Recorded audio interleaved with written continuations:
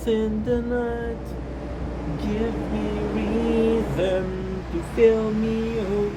Yeah, so the funeral in itself was a very big thing. It was this band that was respecting them, and everybody in the industry was shattered because Chester was really talented.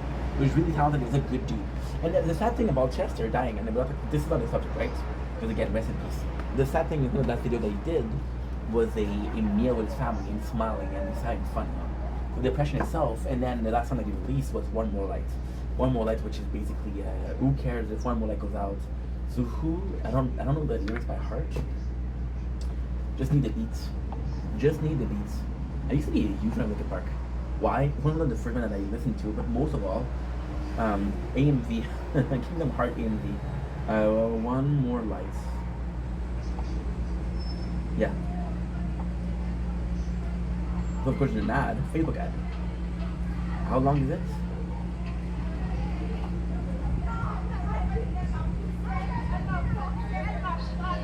There is one more that goes out. Dude, beautiful song. Again, beautiful, super big artist. And then they replaced it with Emily.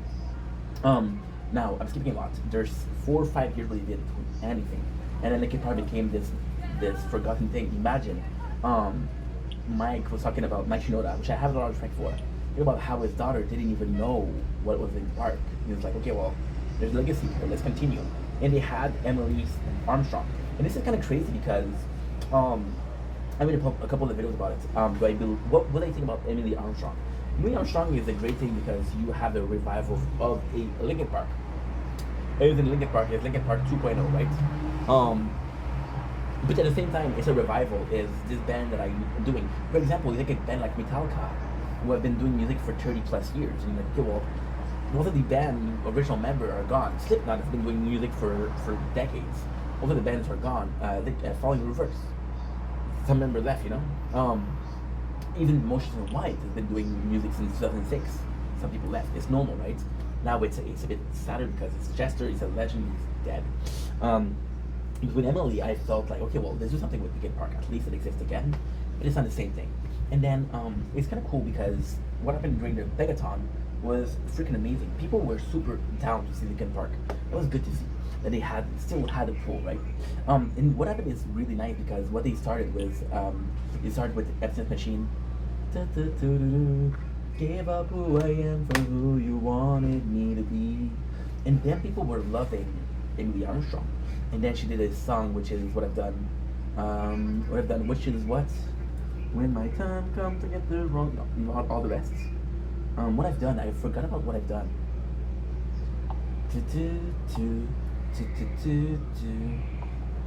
What I've done.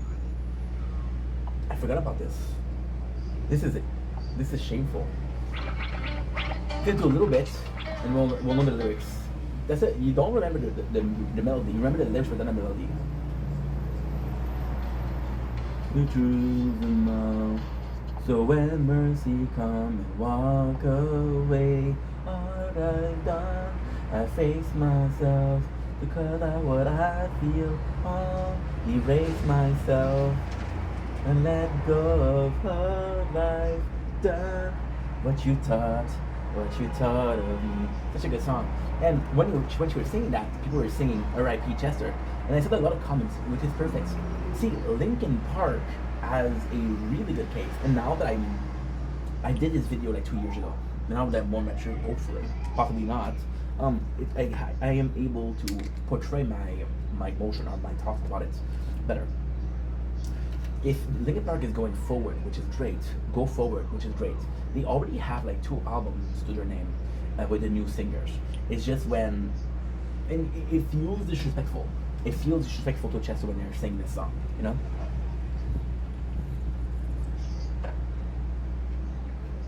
And it's a shame because Emily is not a bad singer. She's super talented. But you put her against Chester, who not only was incredibly talented, but had emotion in his voice. Chester had a shitty childhood. Most of his song was about the trauma. Paranoid, he said, was about him being SA, you know? And with one of the songs, we were thinking about being an essay. Um, it's nuts. It's nuts because this emotion gave him the power to, and music was all he had was the way to describing himself. And it was even more amazing is Chester took a bullet for Linkin Park. There's an interview.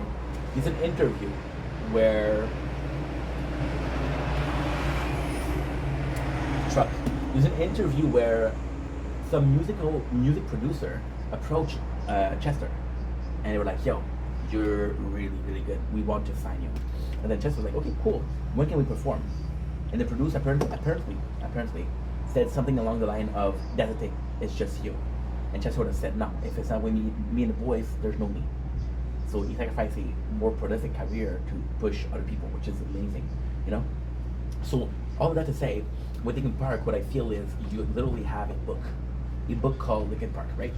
The first chapter is a prologue, right, and the peak of the form, which is Mira Arbitrary. Second chapter, it's it's different, right? But it's still Linkin Park, and then you got a third chapter, which is no longer Chester, it's Emily. And as long as they stay in that chapter, they can write 4, 5, 6, 7, 8, 9, 10, 11, 12, 13, 14. And at the 10, guess what? At the 10, Mike leaves the group, or Emily leaves the group. Then you have another thing.